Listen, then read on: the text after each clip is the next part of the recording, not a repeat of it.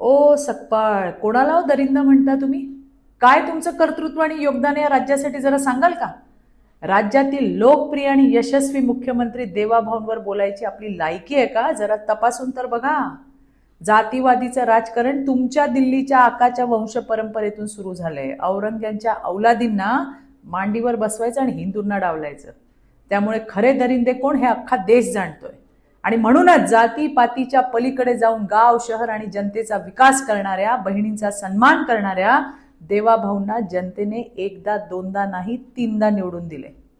तुमच्या काळात भाषणात गुंडाळून ठेवलेले सगळे प्रोजेक्ट देवेंद्र फडणवीस यांनी प्रत्यक्षात उतरवले. आणि त्यावेळी त्यांची जात काढणारे तुम्ही आणि तुमचे मित्रपक्ष आज जातीपातीवर बोलताय.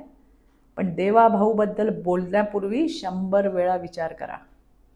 याही निवडणुकीत राज्यातील लाडक्या बहिणी तुम्हाला आरसा दाखवणार आहेत. तेव्हा तुम्हाला कळेल खरा दरिंदा कोण आहे. पुन्हा आमच्या देवाभाऊबद्दल बोलताना 100दा विचार करा सकपाळ. धन्यवाद. जय हिंद, जय महाराष्ट्र.